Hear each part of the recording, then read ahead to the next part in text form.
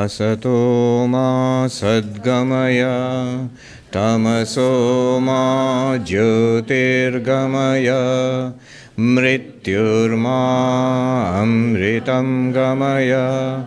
Om Shanti Shanti Shanti.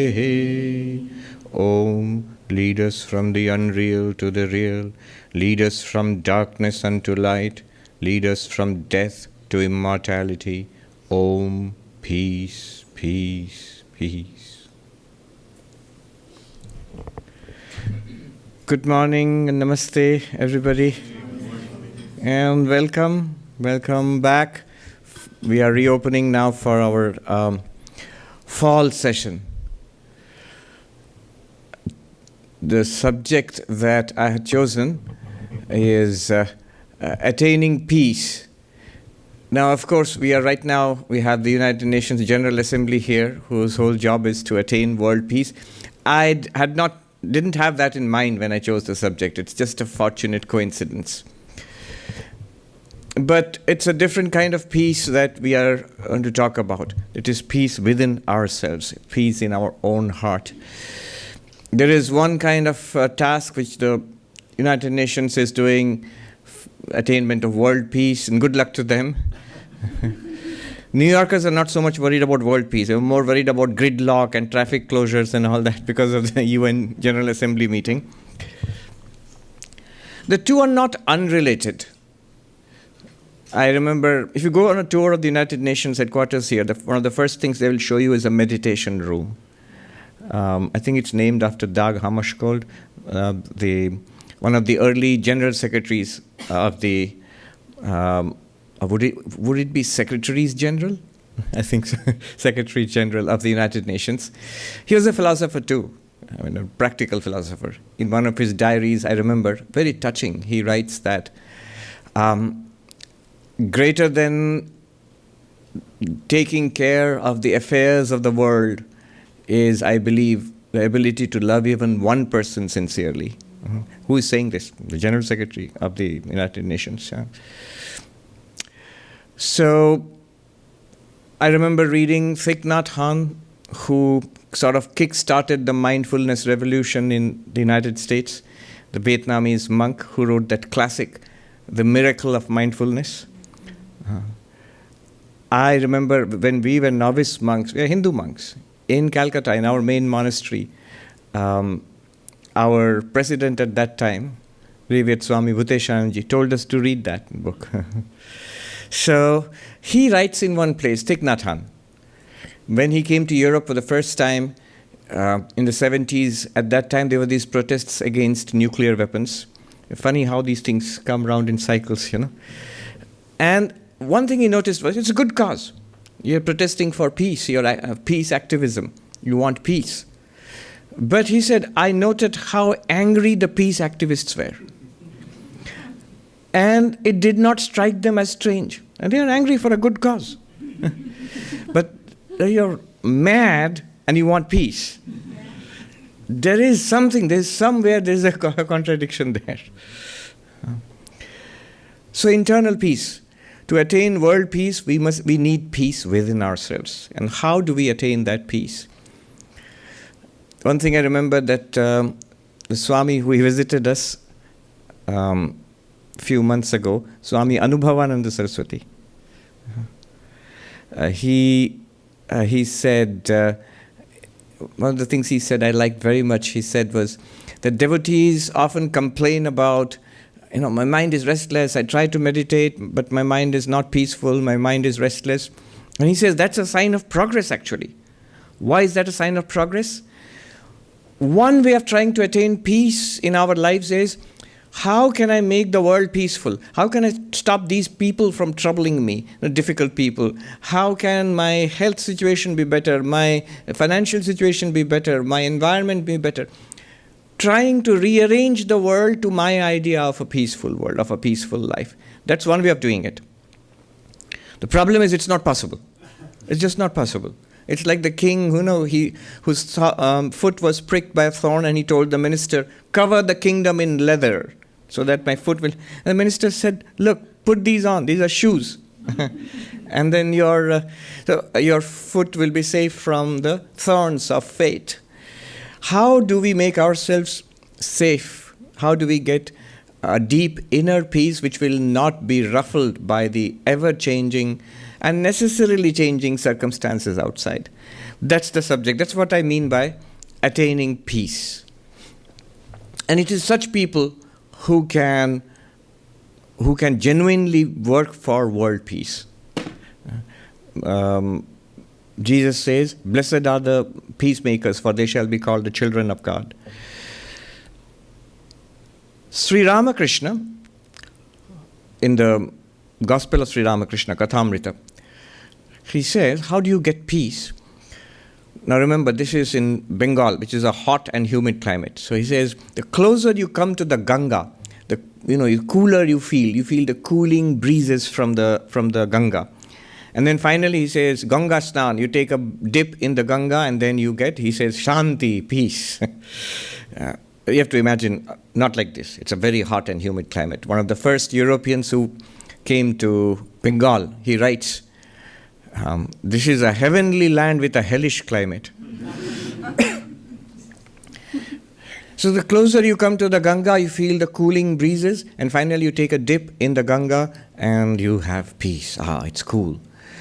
Closer you come to God, you get this peace.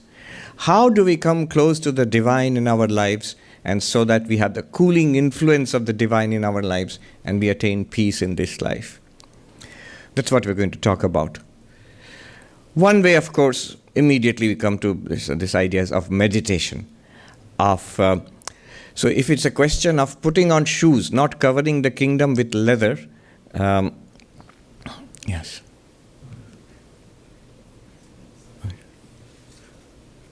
Yes.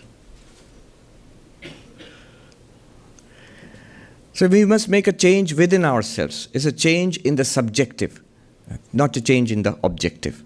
Not a change in the external world, but a change in the inner world first, before you start making a change in the society and in the family and in the organization. Meditation is one of those ways, the way of yoga. Yoga, of course, is any spiritual path, but meditation is one of the central paths. Imagine the peace of you are not aware of the external world, you are not aware, the sensory system is shut down, and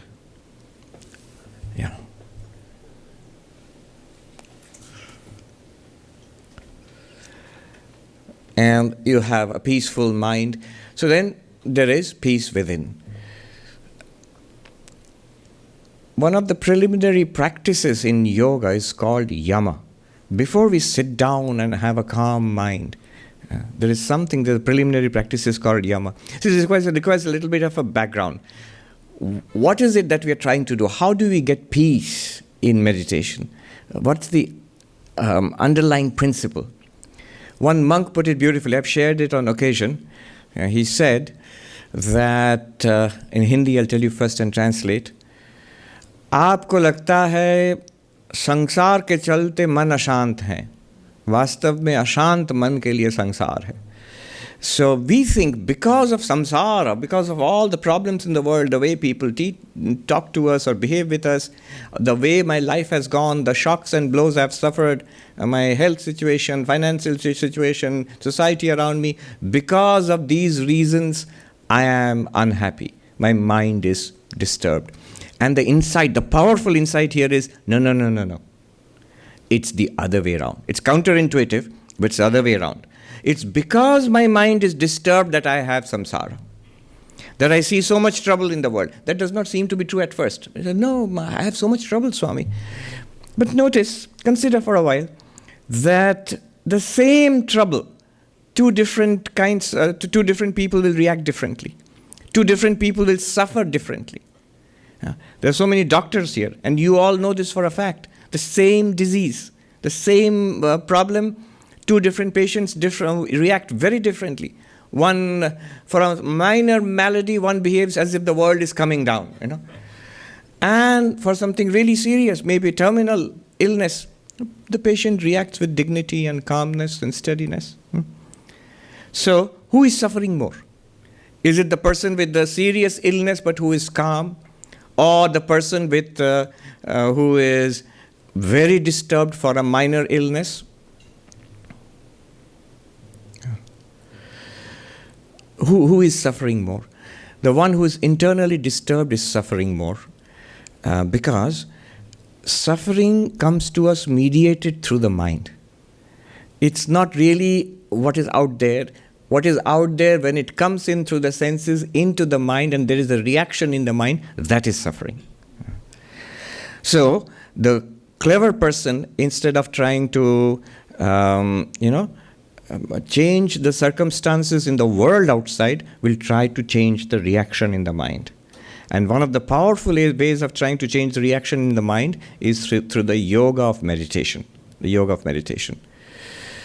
Now, as a preliminary to the yoga of meditation, we all know this. There is, for example, in Patanjali Yoga Sutras, there are the well-known yama, niyama, the preliminary disciplines, the moral practices, then how you sit and how you even breathe and how we withdraw our senses from the world outside, then how we focus inside and steady our minds in that focus. That is meditation. And that culminates in samadhi. The ashtanga, the 8 limbs of yoga. The first limb, however, I just want to focus on that a little bit. The first limb is certain disciplines, certain moral practices. So, for example, non-violence, ahimsa, truth, satya, brahmacharya, control of the passions, and then aparigraha, non-accumulation, and then asteya, non-stealing. These are the 5 great moral practices which are prescribed before we enter into the practice of meditation. But let's just consider a little subtle insight about these. Let's take non-violence, for example. So I was reading someplace an analysis of violence and how many kinds of violence there is. This is one particular way of looking at it. It came to 81 types of violence, 81 categories of violence. How? First of all, violence done through body, that's the most obvious thing. You go ahead and shove somebody or punch somebody, that's violence done through body. But violence done through speech also, harsh speech, cruel speech, deliberately designed to hurt. Or violence in the mind, kind of hatred for others, wishing others ill. So what is called kaya mana vakya. Kaya means in body, mana means in mind, vakya means in expressed speech. Violence in these ways. These are 3 different kinds of violence. But also, violence, the degree of the violence. The terms used were mridu, manda, ati. Mridu means gentle. Maybe just wishing somebody ill or something like that. Or a little more, medium. Saying something bad, or more harsh, something more cruel, physical violence, or more than that. So degrees of violence, there are 3 types. And now if you combine them, done by speech, done by mind, done in the mind, done physically, and then mild, medium, and extreme. Now you have 3 into 3, 9 types? 9 types of violence now. Now that is multiplied by 3 more types, which is the violence which is done by oneself, done through others, or enabling others to do it, or encouraging others to do it. So, krita, karita, anumodita. So where krita means we ourselves do it in some form. Karita means you make somebody else do it for you, instigate others. Anumodita means you support it, you enable it.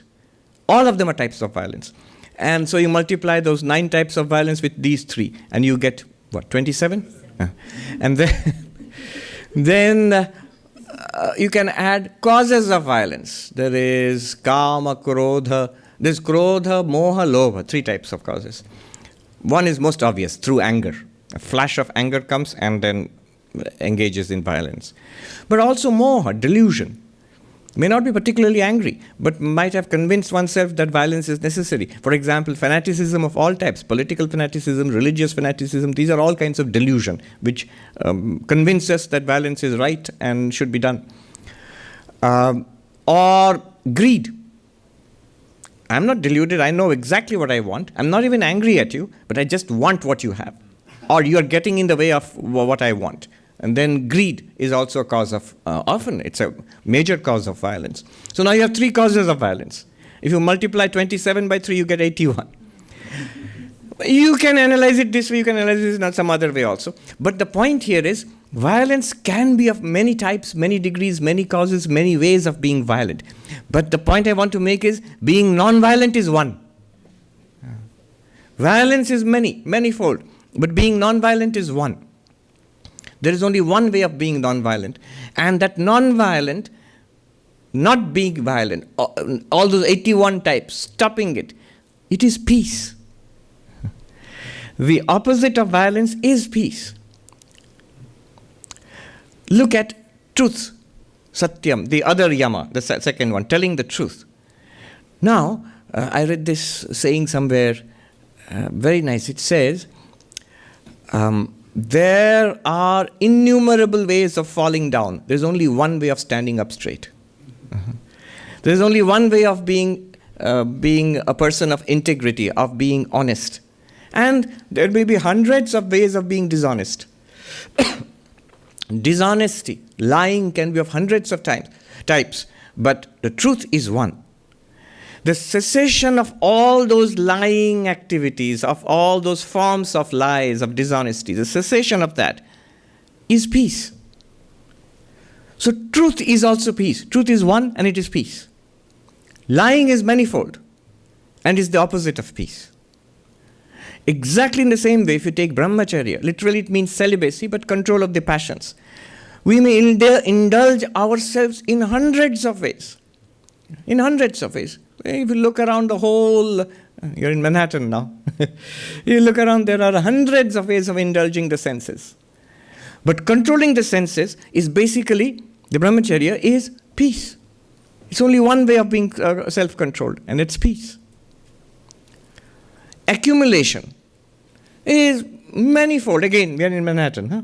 So accumulation is manifold. There's right there, if you walk in Central Park, you have billionaires row.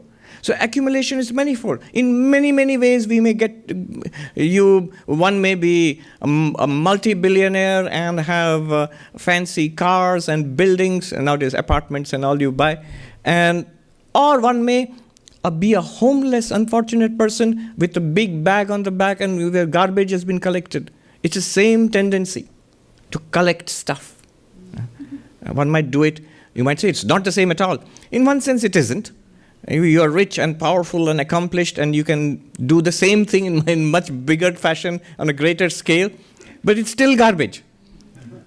It's still doing the same thing that the unfortunate homeless person who's maybe mentally ill is doing, is gathering just stuff from the roadside.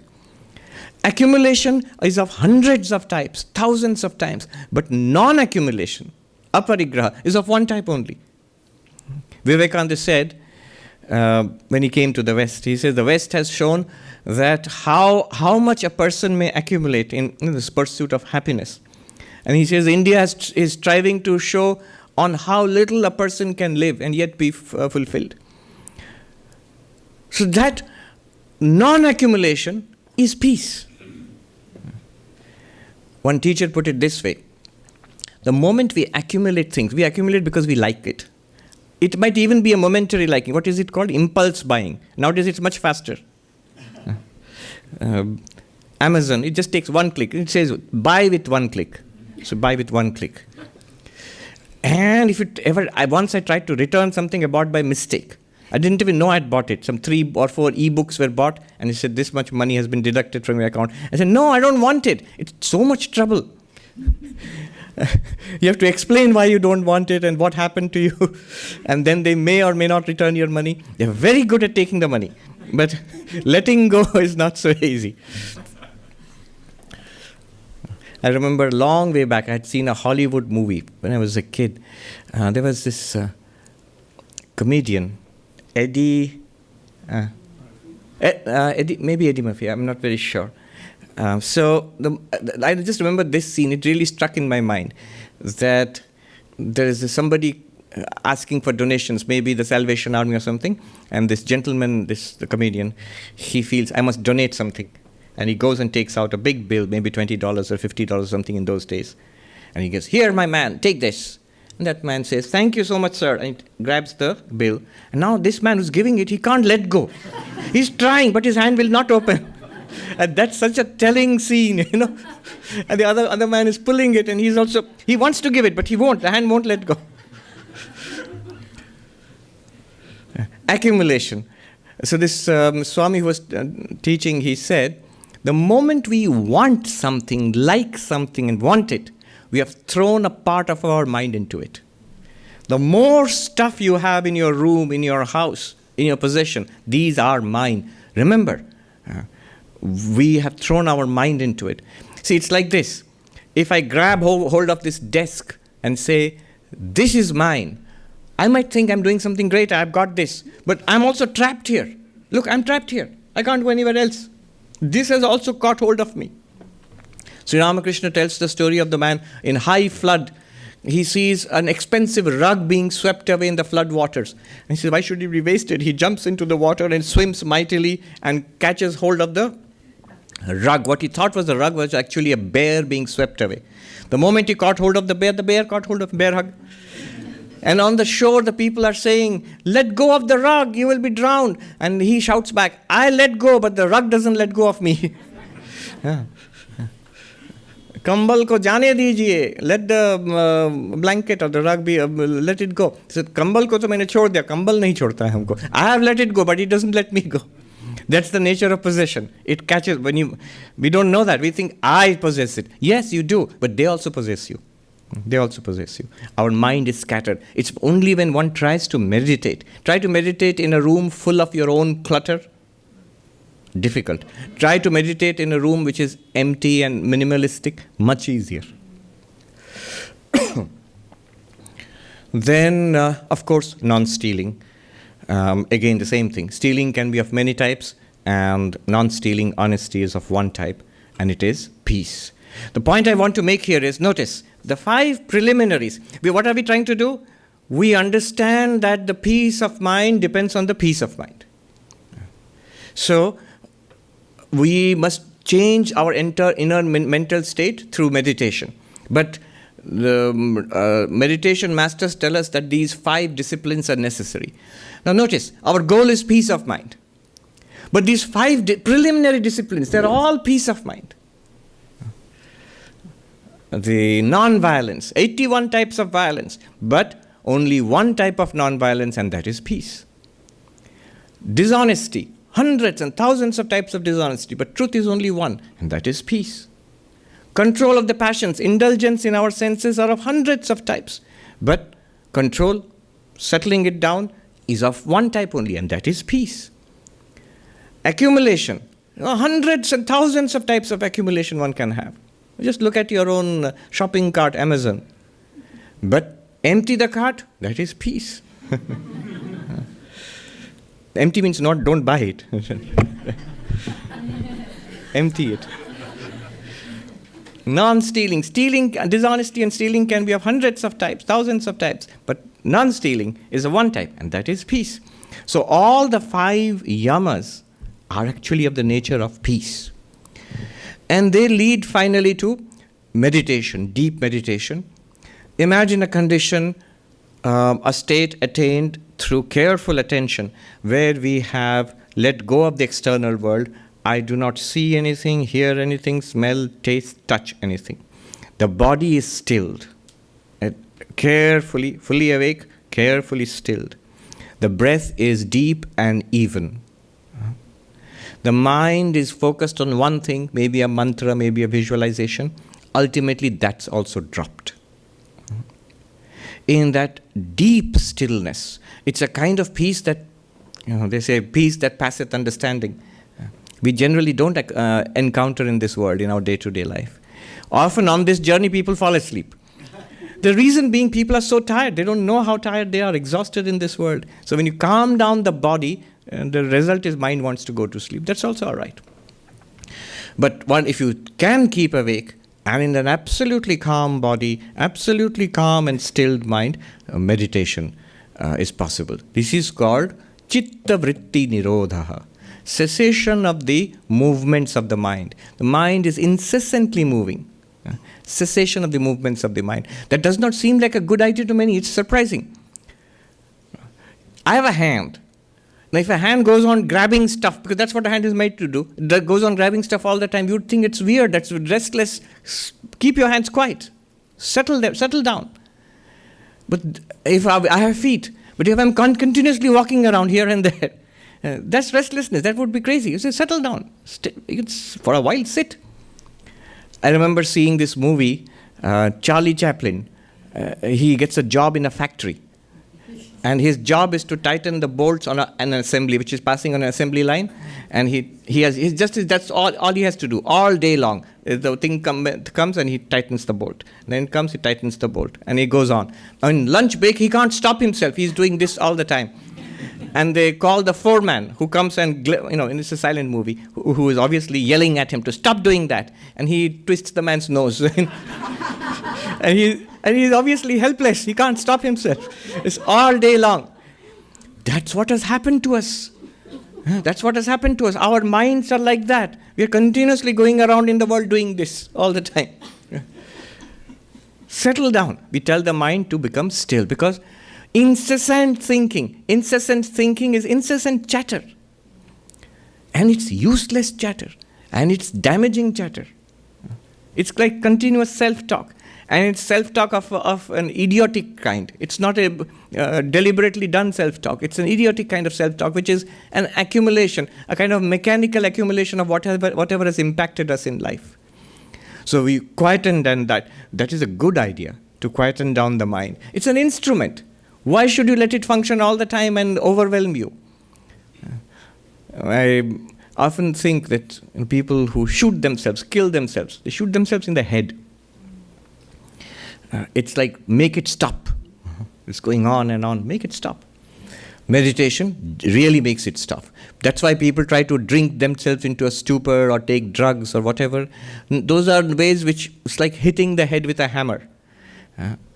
But the other way of doing it is actually gaining control of the mind, making the mind a friend. In Gita, Sri Krishna says to Arjuna, you are your own best friend, you are your own worst enemy. And then he explains, the one who has gained control of their own mind, for them, they are their own best friend. The one who has not controlled their mind, they are their worst enemy. Chitta vritti nirodha, cessation of the movements of the mind. And then there are different grades of samadhi. This deepens into samadhi. How is this connected with what Sri Ramakrishna said? Coming closer to the Ganga, you feel peace. The more deeper and quieter our meditation is, more you feel the cooling breeze of the Ganga. It becomes quieter, it becomes more peaceful. And we enjoy deep peace. Shantim nirvana paramam matsangstham adhigacchati.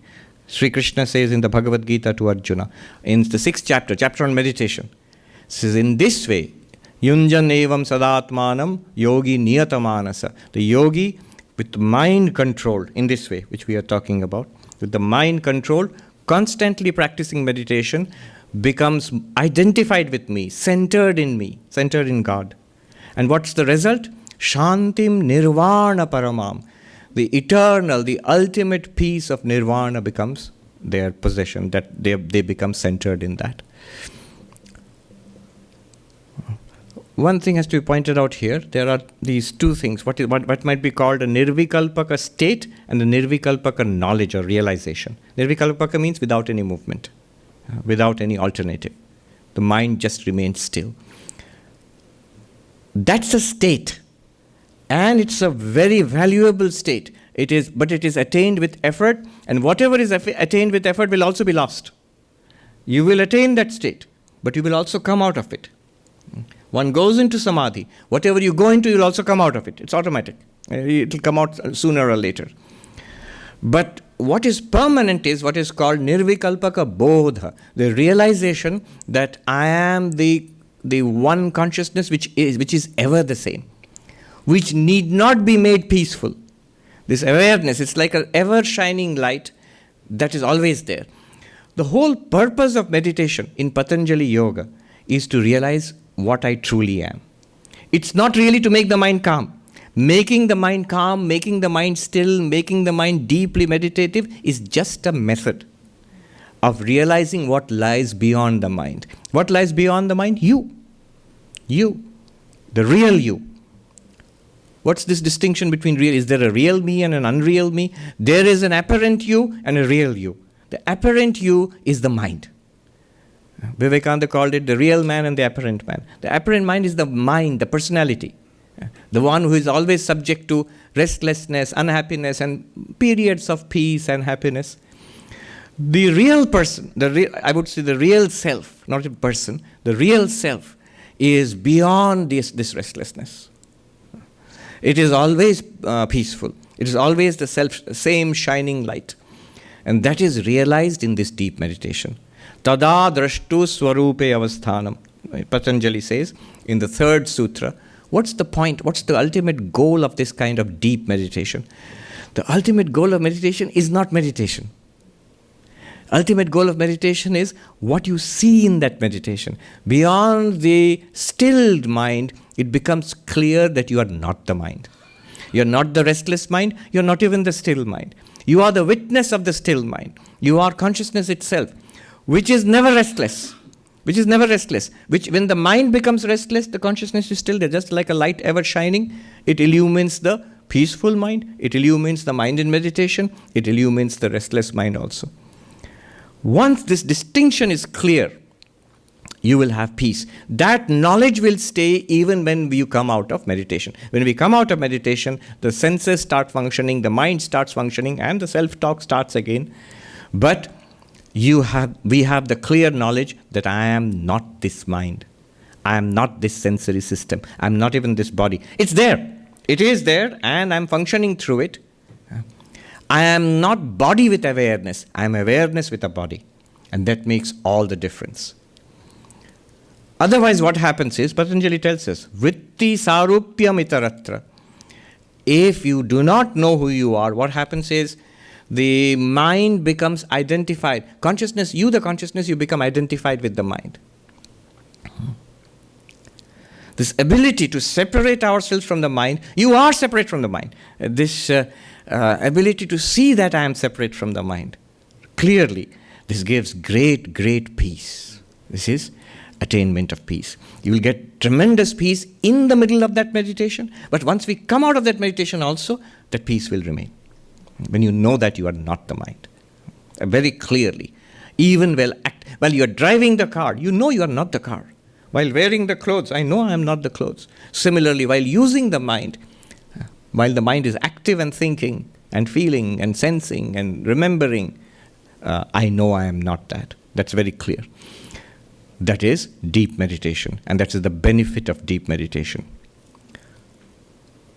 Attaining peace. Along comes the devotee, the lover of God, and says, no. I refuse.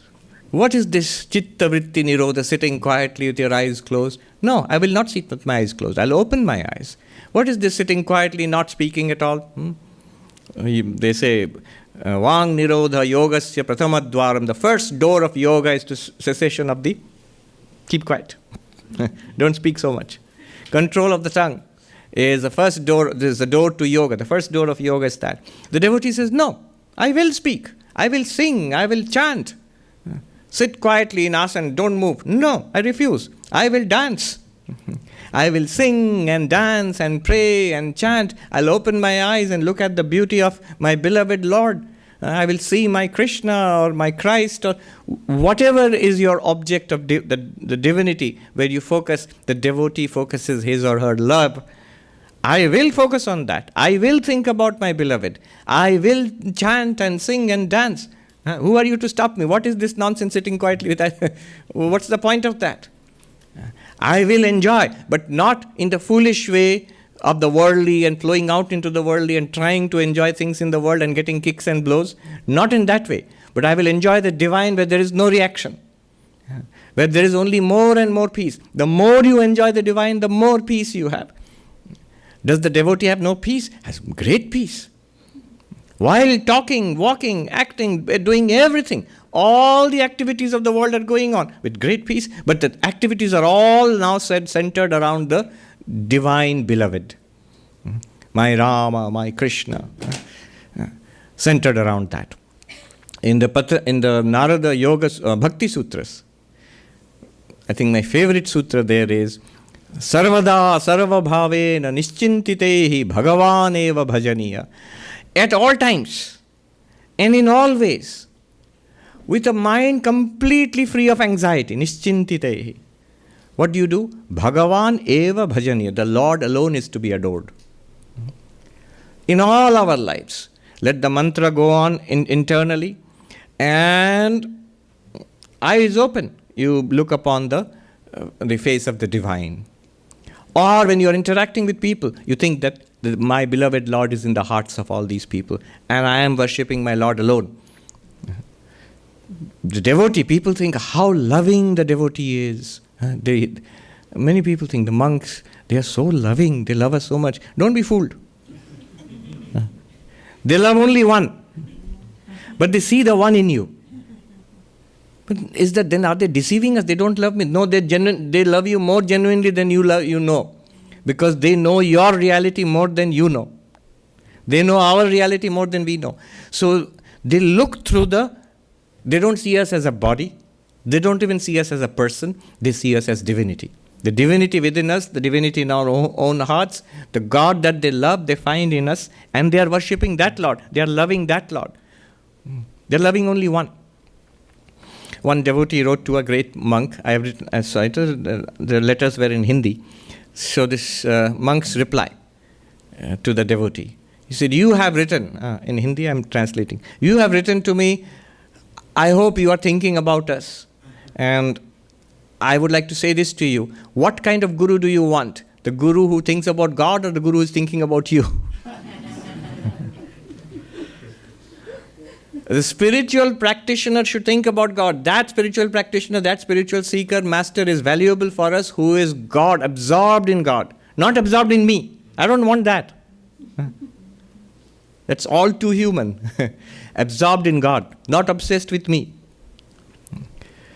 Yes, if you say that, but Krishna is thinking about the devotee, Sri Ramakrishna is thinking about the devotees. Yes, that's different. That's God thinking about God's duty is to think about the devotees. The devotee's duty is to think about God.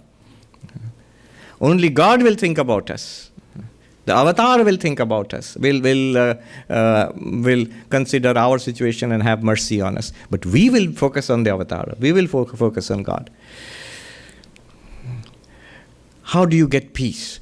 Through love one gets peace. And the lover of God is busy making garlands for the beloved Lord. And I've seen in the temple in our main monastery there, monks who are very busy in their lot of work, but they will always take time out if they can get something they can do in the temple of Sri Ramakrishna in Belur Math, make a garland or clean a vase or something. They consider it one of the high points of the day, because you directly are able to serve the Lord in the temple. How do you get peace? Another important thing is surrendering to the Lord. Nischintitehi, with no concern, with no anxiety, love the Lord. How will you have no anxiety? Put the entire burden on the Lord. One man was going in a train, and he saw, you can see in India, another man was sitting in front of him with a big bundle on his head. And this man said, brother, put the bundle down. The train which is carrying you will also carry the bundle. It's exactly like that. The train of God, the divine train which is carrying all of us, will also carry your troubles. Put the bundle down at the feet of the Lord. You take care of it, my Lord. I'll do whatever has to be done, but I will not worry about it. It is your samsara.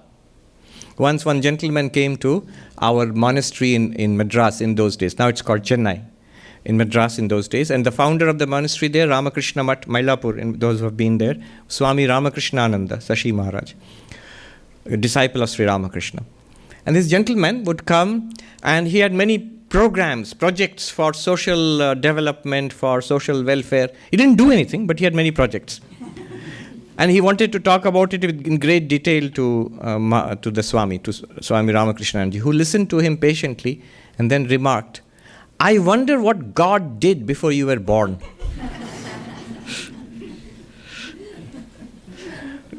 Putting the whole burden on God doesn't mean you will become passive. In fact, you can be very dynamic, very active. I was reading, all our activities depending on the Lord. I was reading Martin Luther, the founder of the Protestant movement in Europe. So in one of his diaries, he writes that every day he spends 1 hour on his knees in the morning praying to God. He says, the day I have no time, too much to do, no time, that day I spend 2 hours. Force more time, give more time to the Lord. So, nischintitehi, put your entire burden on the Lord. But I don't know what will happen. I want it this way and my Lord wants it that way. Then, well, what my Lord wants should happen, not what I want.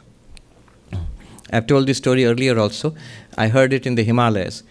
Generally, we used to go begging for our food. There are some monks who did not go begging. And one story I heard, I didn't see this myself, but I heard about a monk who lived in a cave long before I went there, who would not go begging. And the villagers would bring him food and leave it outside the cave. It's like a little bit like feeding a bear or something.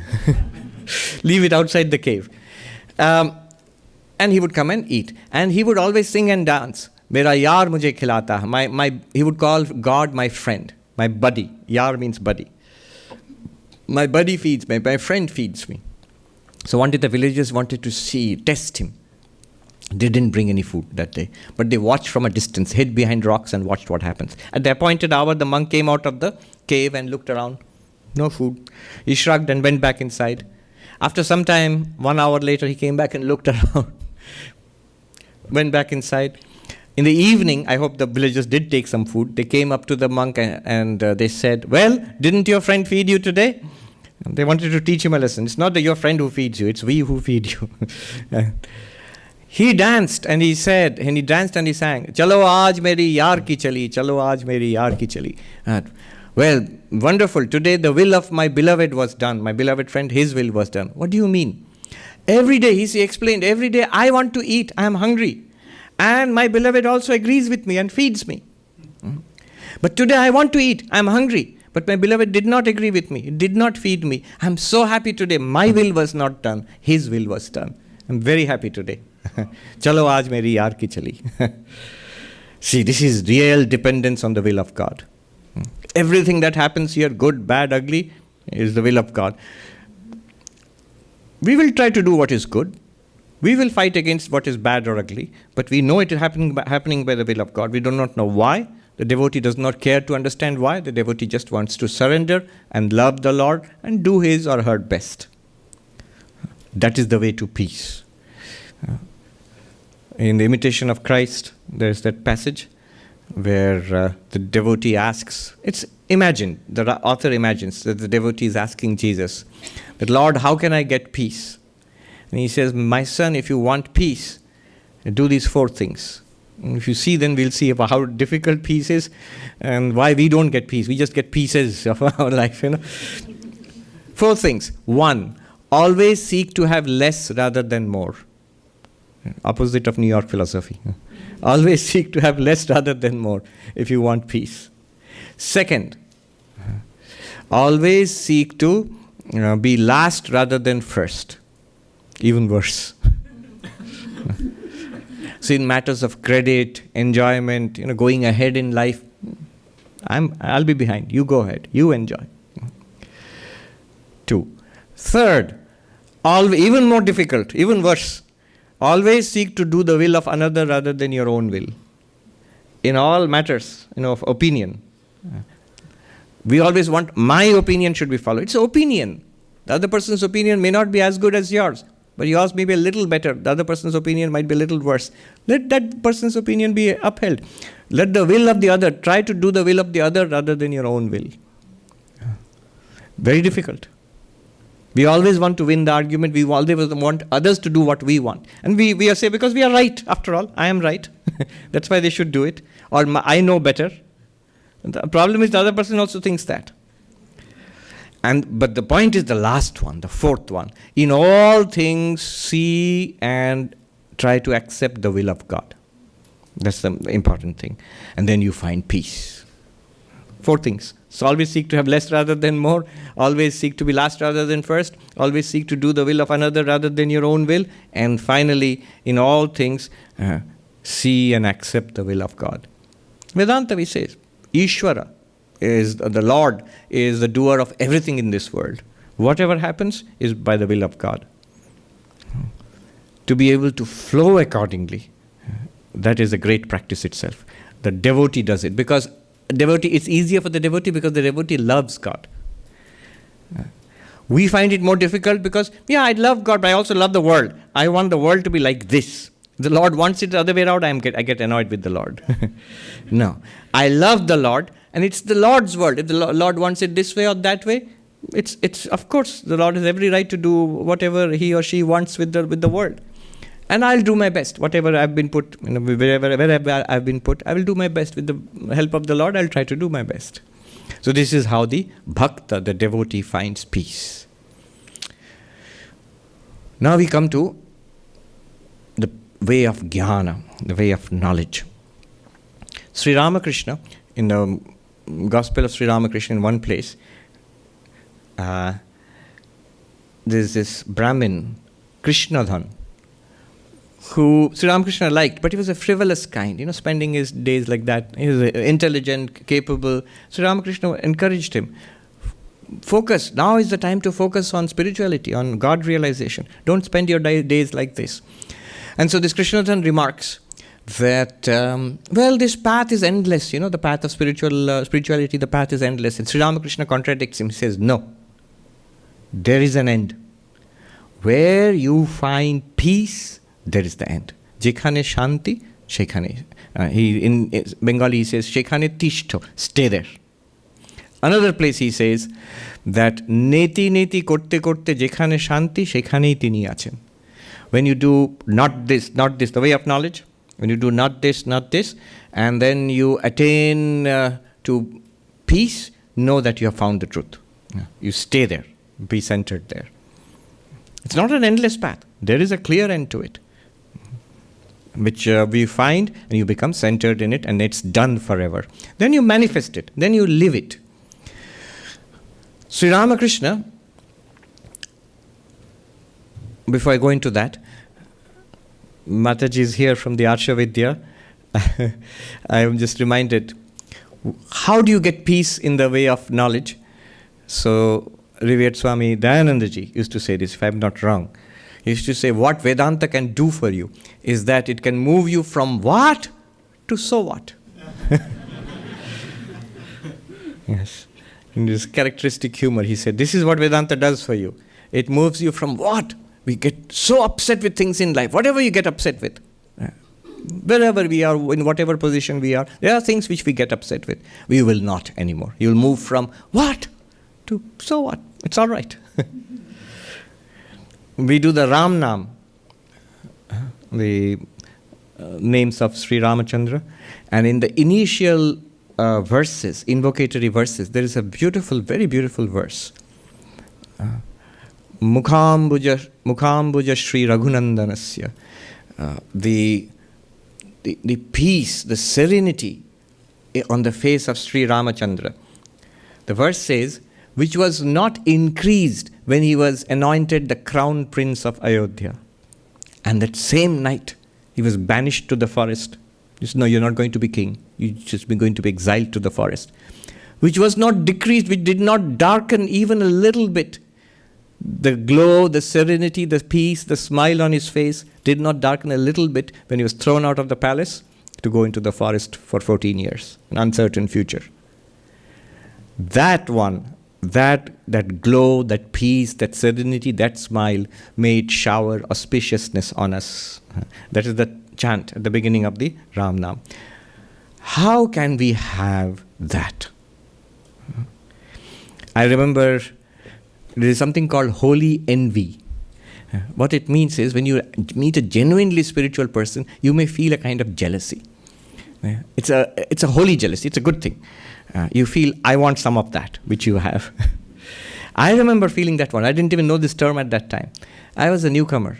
And we used to go early in the morning to offer our pranams to the president of the order, the head of the whole Ramakrishna order, Revered Swami Bhuteshanji Maharaj. He was 98, 97 years around that time.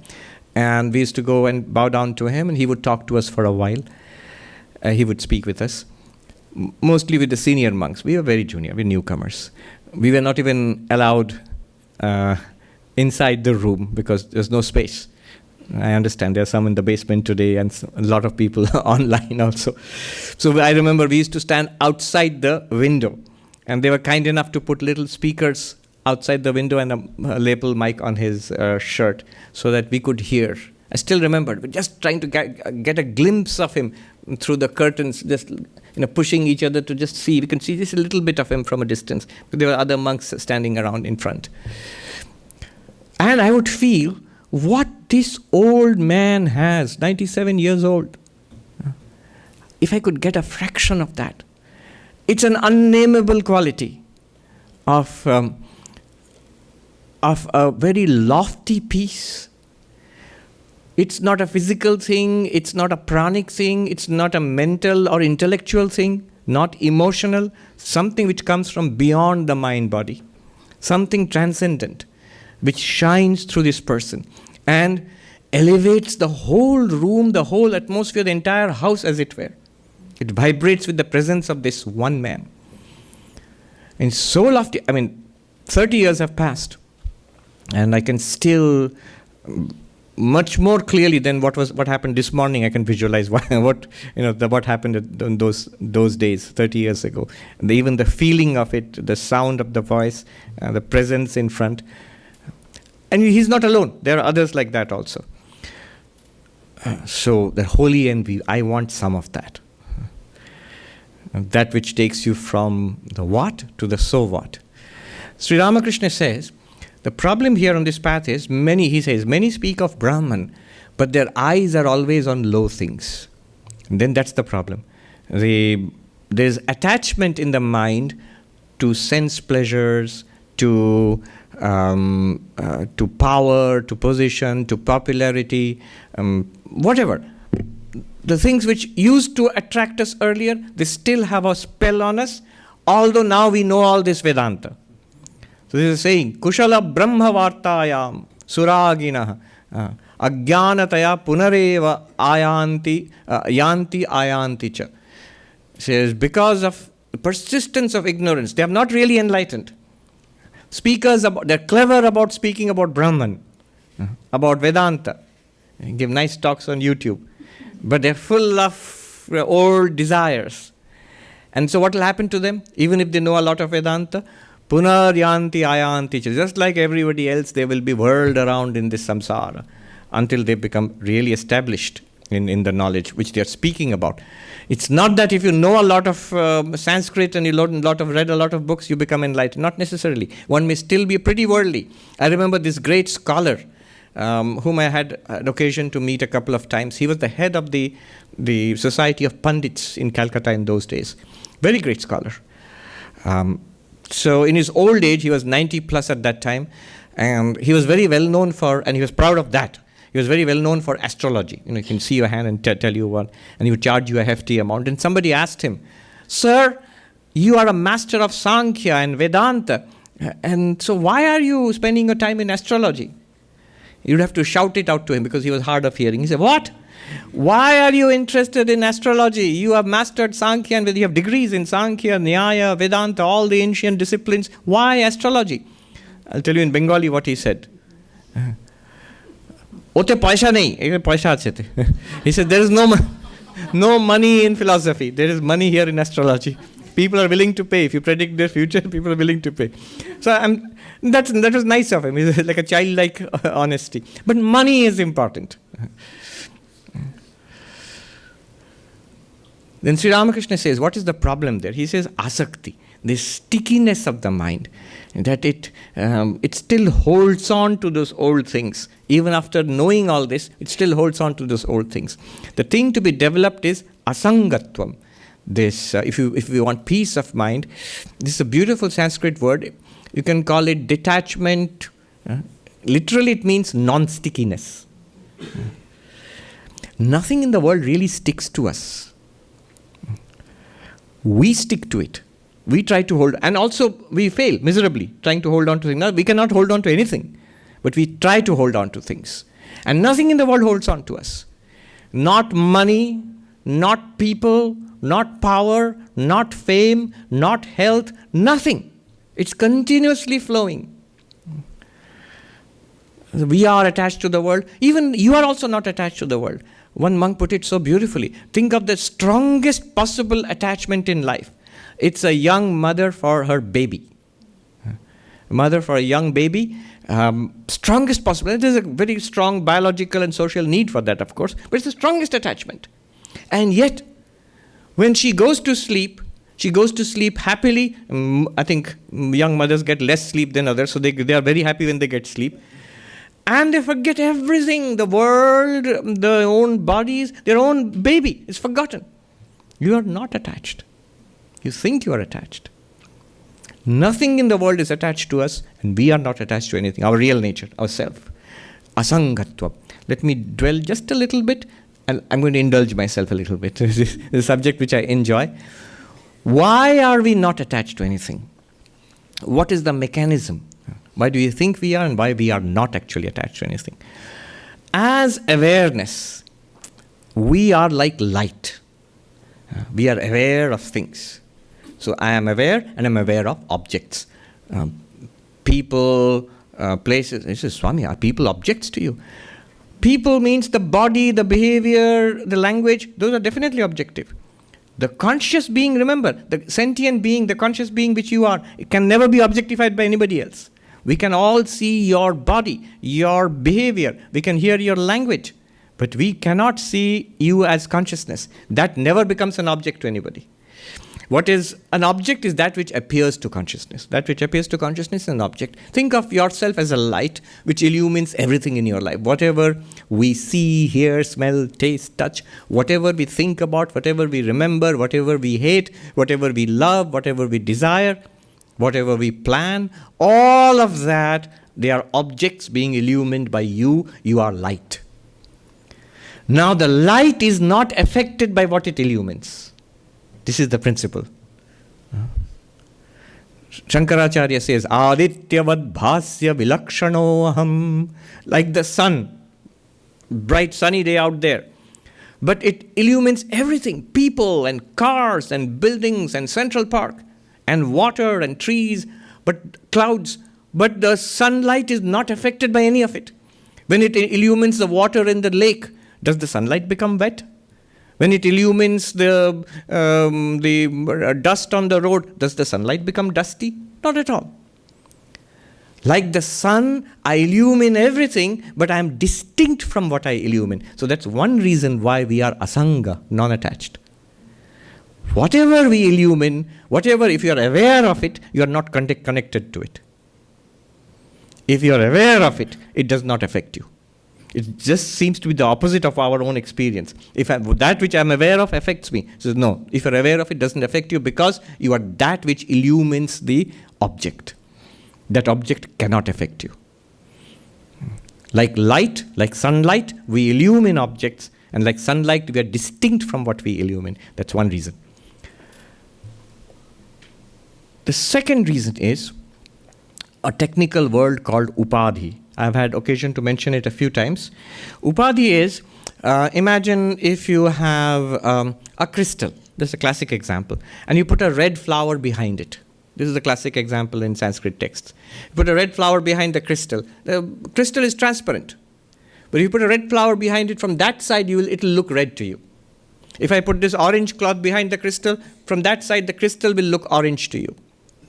Now this orange cloth or the red flower is called an upadhi. Upadhi is translated quite unhelpfully in English as the adjunct. What adjunct? What does it mean? Anything that which comes near and appears to transfer, that's the operative word, important word, appears to transfer its properties to something else. So this one comes near the crystal and appears to transfer its orange color to the crystal. The red flower comes near the crystal and appears to transfer the red color to the crystal. But the crystal, even when it looks red, it's not red, it's colorless. Even when it looks orange, it's not orange, it's colorless. And we know that. Exactly like that, we, the awareness, the witness consciousness, when the mind comes near it, like the red flower or the orange cloth, it appears to transfer its qualities to the consciousness, to you. So an upset mind, you feel, I am upset. A mind full of desire, you feel, I want. You don't. You are neither upset nor do you want anything. You are illumining the mind which is upset. And the upset is in the mind. And the wanting is in the mind. And the unhappiness is in the mind. And the excitement is in the mind. The boredom is in the mind. Waking, dreaming, sleeping are in the mind. Not in awareness. This is called upadhi. Therefore, what is in the mind appears to be transferred to you. You are actually, it is not transferred, you are not affected by it. The crystal is asanga. It is not connected to the orange cloth, nor is it connected to the red flower. It is not connected to orange color, not connected to, it's not smeared red by the presence of the red color. It is asanga. Similarly, as witness consciousness, we are asanga, untouched. It's already a fact. We have to just recognize the fact. The more we recognize it and notice it, the more we will see, as awareness, it's all right. Even in the most difficult circumstance, actually, it's something that is appearing in me and looks very difficult, a big struggle, but just temporary. It's appearing, it will go away very soon, and even when it is appearing, it's not really in me. So, upadhi, the conditions of the body, healthy or sick, young or old, smooth skin or wrinkled skin, in the body, not in consciousness. Yes, there's wrinkles on the face, but not in consciousness. Consciousness is not wrinkled. Yeah, Swami, that's all right, but I'm worried about the face. But the face is not you. The face is not you. It's an object. It's a thing. It never was you. So that's difficult, Swami. It isn't. It's pretty simple. We are so engaged in taking care of this, what St. Francis used to call brother ass, the body. Feeding it and tending to it and beautifying it. It will cheat us very badly and very soon. It'll get old and creaky and troublesome and it'll make you work harder and harder taking care of it. Finally it'll die and leave you stranded. Gone. What happened? Finished. But then I wasted my life. You did. You're not supposed to, the body will tell you, you're not supposed to take care of me. You're supposed to do something in life with the body, not to take care of the body. Yeah. So, upadhi. The body appears to transfer its characteristics to us. The mind appears to transfer its characteristics to us. Appears. Even when it seems that I am old and I am sick and I am so unhappy and I am so lonely. Old, body is old. We are not denying that fact. Sick, that's a condition of the prana, not you. Unhappy or lonely, that's a condition of the mind, not you. And when you do that, and it's a fact, and you can see that, it's a fact. When you fall asleep, for example, when you're not aware of the body, when you're not aware of the mind, do you feel in sleep that I'm so old? No. Do you feel in deep sleep, I am so lonely? No. In deep sleep, you are alone, completely alone. You don't feel lonely at all. It's the mind. Because the mind has fallen asleep, you don't feel lonely at all in deep sleep. You don't feel anything at all. Because it's the mind which generates those feelings and then transfers it to you. Upadhi, this is another point. This is the second reason why we are asanga, non-attached. Already. And remember, asanga leads to peace. Asangatvam, the shanti, peace comes from that. The third reason is what is called Karya Karana Adhishthana.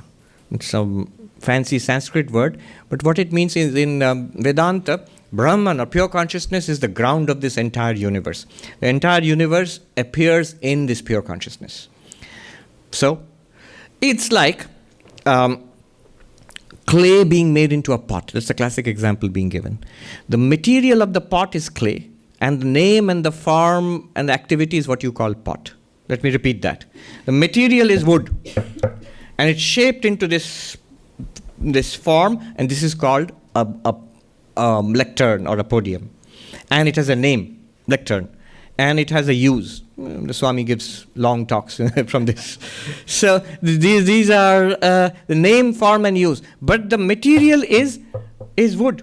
This is what you touch. It's you say touch wood. You don't say touch podium. So touch wood. It is the material here. Now the point here is the material cause is unaffected or unattached asanga with respect to the effect. Let me repeat that.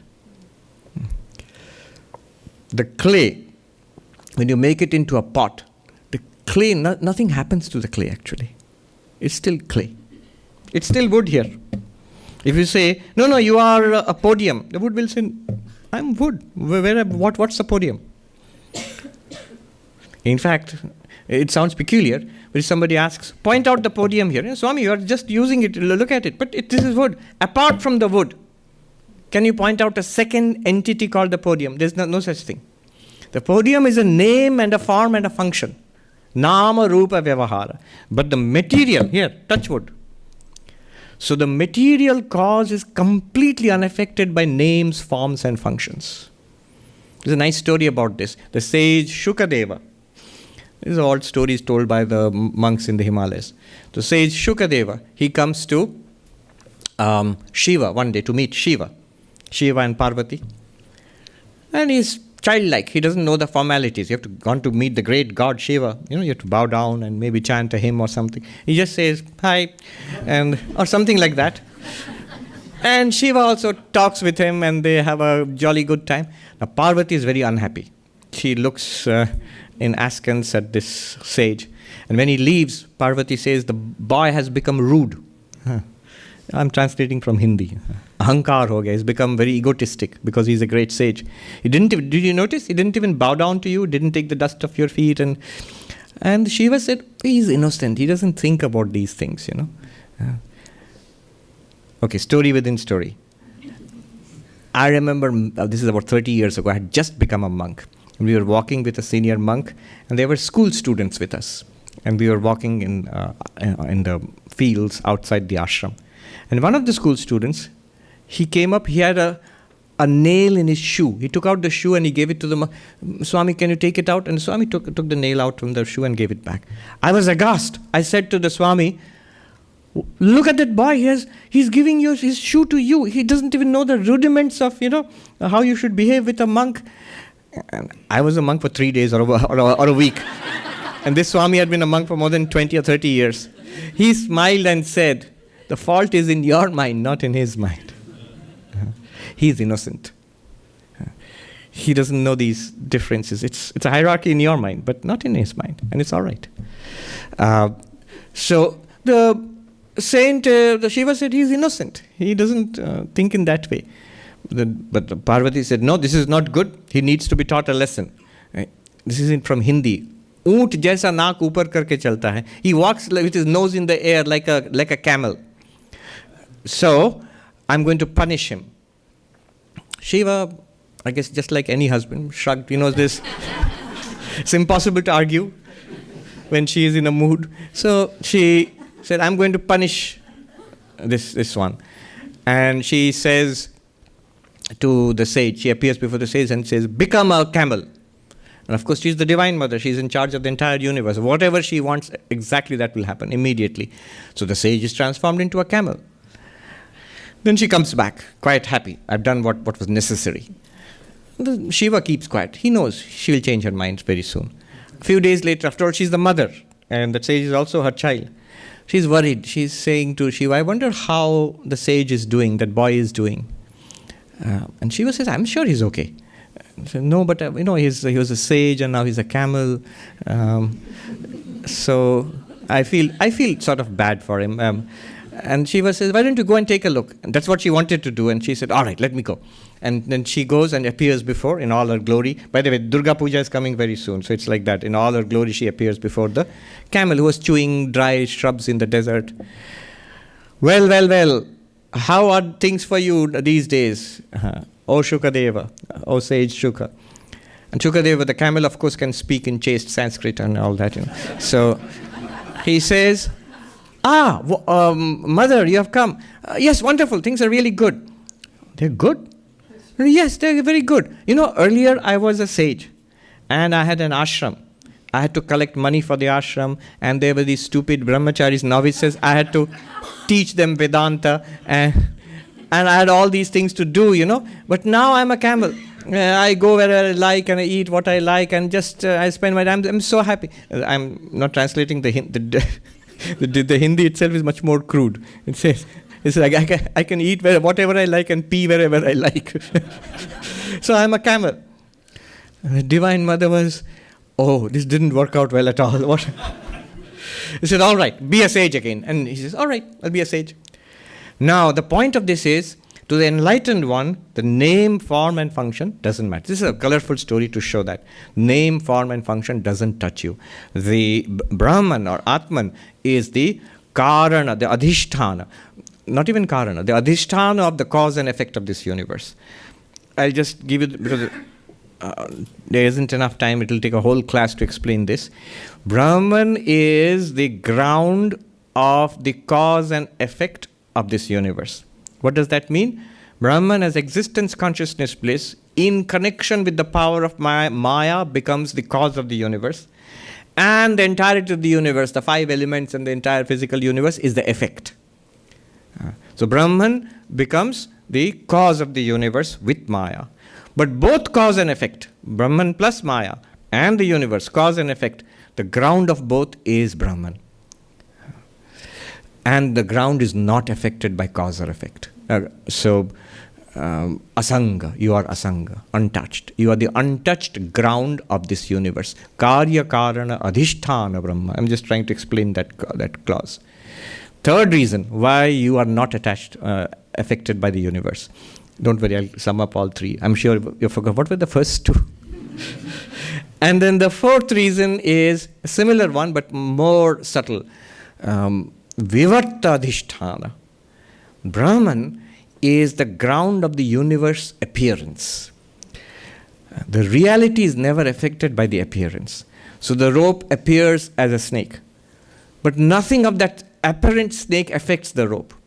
Or as Shankaracharya says, all the water in a mirage is not enough to wet 1 grain of sand in the desert. Why? Because the mirage water belongs to a level of appearance. And the desert belongs to the level of relative reality. Vyavaharika, pratibhasika. These 2 differences in Sanskrit. So, whatever happens on the movie does not affect the movie screen. There might be a tremendous explosion in the cinema, but the screen doesn't become scorched. There might be a great flood in the movie. The screen doesn't become wet. There might be a great earthquake in the movie. The screen is not cracked. Because what happens at the level of appearance does not touch reality. Brahman is the reality of which this universe is an appearance, and therefore asanga, the reality, is untouched, unaffected by the appearance. And the 5th reason why we are asanga, it's just a derivative. It's a much more simple way of saying reality is not affected by, truth is not affected by falsity. Truth is not affected by falsity. What is real is not affected by appearance, like the Vivartadhisthana, just making it more simple. So 5 reasons, these are all philosophical reasons, why you, the Atman, Brahman, is not affected by the world appearance, why you are asanga. What are the 5 reasons? 1, because of, you are like light, prakasha. Light is not affected by what it illumines. 1. 2, upadhi. Remember the upadhi? The upadhi actually does not transfer, appears to transfer its qualities onto you, but does not transfer. You only appear like that, but you are perfectly all right. 3rd, karya karana adhisthana. Remember the wood and the podium, the clay and the pot.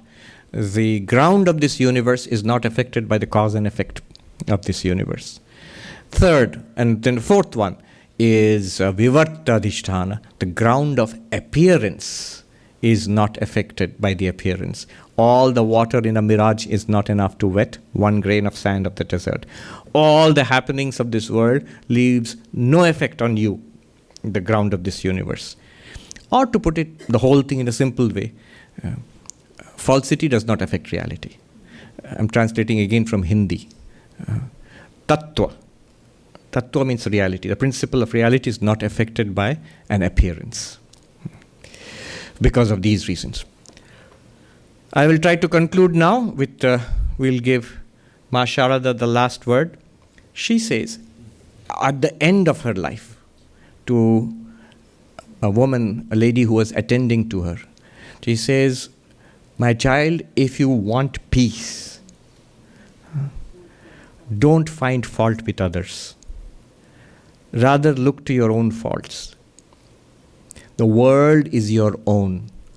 Learn to make the world your own. Nobody is an other for you. In Bengali, jodi shanti chao ma, pore dosh dekho na. Dosh dekhbe nijer. জগৎটিকে আপনার করে নিতে শেখো, কেউ পর নয় মা. Now just think about it. It's so simple, so practical, but so deep.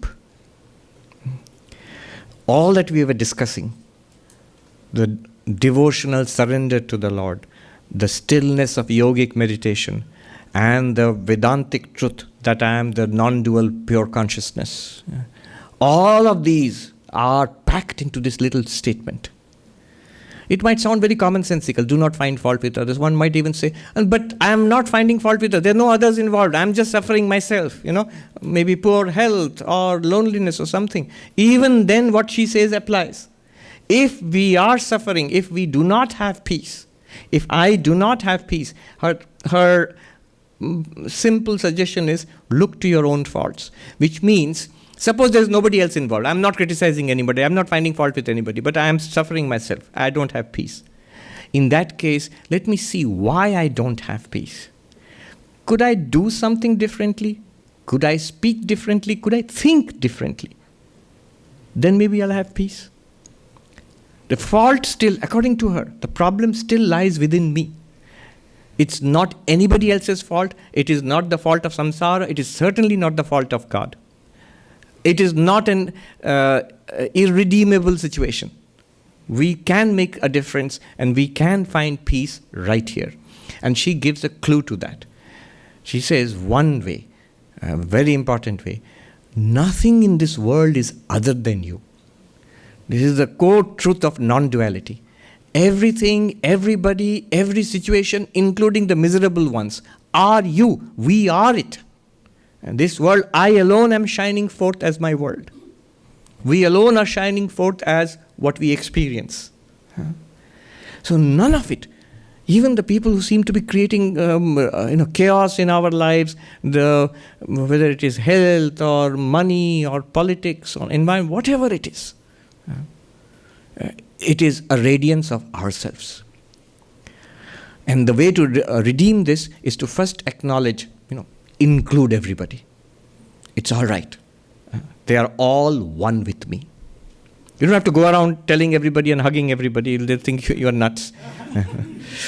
Mentally, however, include everybody in your own existence. Not one being here is other than me. Certainly not the one I am with, I am facing. They are all one with me.